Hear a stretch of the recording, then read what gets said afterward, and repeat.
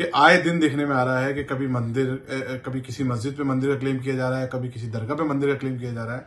ये हमारे समाज के हित में नहीं है देश को। हम हमारे आने वाली जनरेशन को क्या मंदिर और मस्जिद के विवाद देके जाएंगे?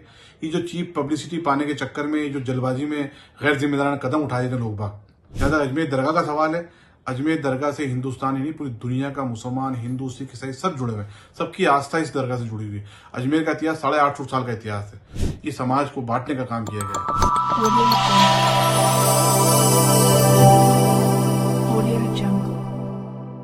आज मीडिया के माध्यम से हमें मालूम हुआ है कि हिंदू सेना के राष्ट्रीय अध्यक्ष ने जो दरगाह से संबंधित विवाद, एक सिविल विवाद अजमेर न्यायालय में प्रस्तुत किया था, उस पर माननीय न्यायालय ने उसको एक्सेप्ट करते हुए सुनवाई हेतु निहित किया है और संबंधित पक्षकारों को नोटिस जारी किए गए हैं।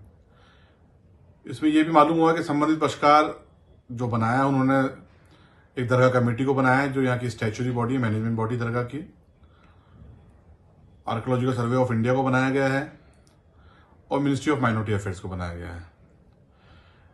मैं सैयद नसीरुद्दीन चिश्ती आपसे मुखातिब हूँ on behalf of the office of the सज्जादा नशीन, spiritual head of the shrine. मैं यहाँ के जो सज्जादा नशीन है उनका जानशीन उत्तराधिकारी हूँ और खुद बाहैसियत गरीब नवाज का एक वंशज, उनकी औलाद हूँ। हमें इसमें पार्टी नहीं बनाया गया है, लेकिन फिर भी ये हमारे बुजुर्गों की दरगाह से जुड़ा हुआ मामला है। हमने पूरी तरीके से इस पर नज़र बनाई हुई है और हमारे वकीलों से हम लोग टच में हैं। हमारी कानूनी टीम जो बनी हुई है पूरी वकीलों की, उससे टच में हम लोग, उनसे रायशुमारी चल रही है।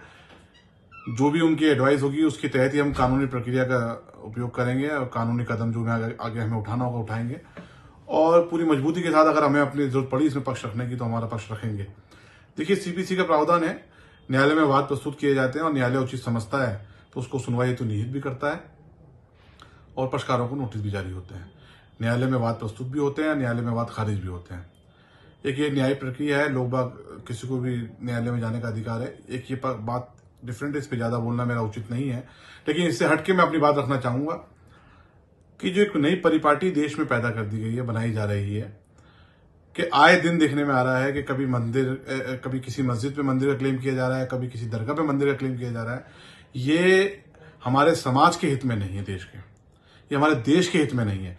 आज भारत ग्लोबल शक्ति बनने जा रहा है। हम कब तक मंदिर और मस्जिद के विवाद में उलझे रहेंगे? हम हमारे आने वाली जनरेशन को क्या मंदिर और मस्जिद के विवाद देके जाएंगे?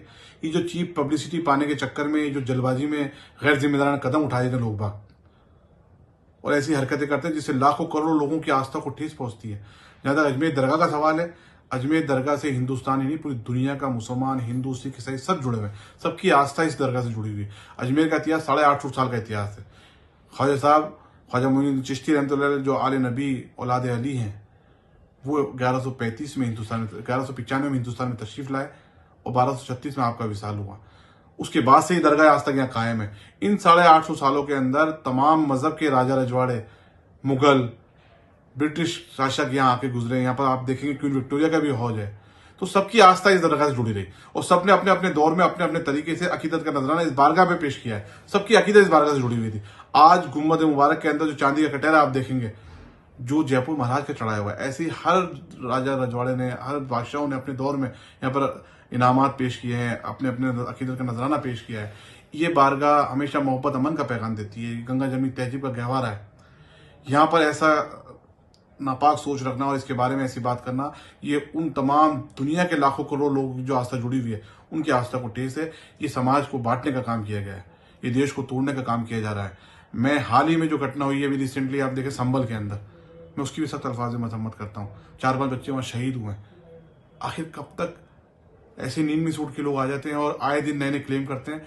मैं भारत सरकार से अपील करता हूं कि इस मामले में इंटरवीन करें और क्या तो नया कानून लाया जाए या कोई गाइडलाइन जारी की जाए कि इस तरीके के धार्मिक स्थलों पे किसी प्रकार की उंगली ना उठे और ना ही इनकी नेचर को चेंज करने की बात की जाए और ना ही इस पे सवालात किए जाए।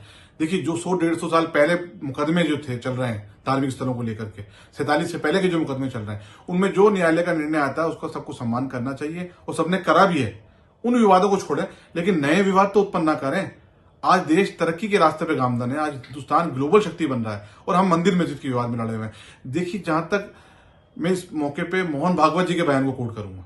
मोहन भागवत जी ने 2022 में कहा था, वो इस देश के एक जिम्मेदार शख्स हैं, उन्होंने कहा था कि आखिर कब तक हम हर मस्जिद में शिवालय को ढूंढते रहेंगे, क्या जरूरत है कि हर मस्जिद में शिवालय ढूंढा जाए।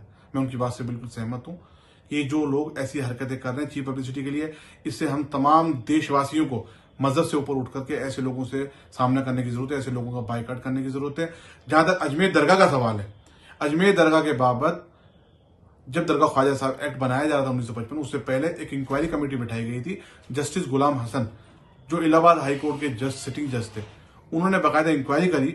उसमें थॉरोली पूरी स्टडी की गई दरगाह की तमाम बिल्डिंग्स के बारे में, तमाम बिल्डिंग कब बनी, कौन सी इमारत कब तामीर हुई, कितना दरगाह का एरिया है, पूरी हिस्ट्री के बारे में पूरा चेकवार्ड हिस्ट्री डिस्कस की गई है।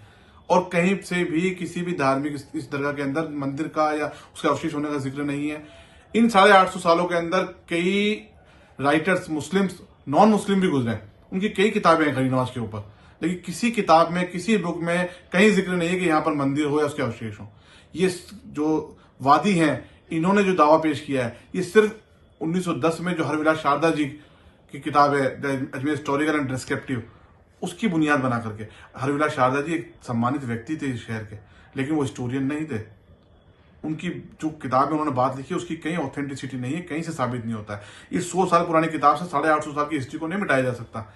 अजमेर दरगाह के बारे में मैं तमाम देशवासियों से अपील करता हूँ, ये दरगाह हमेशा मोहब्बत, अमन का पैगाम देती आई है।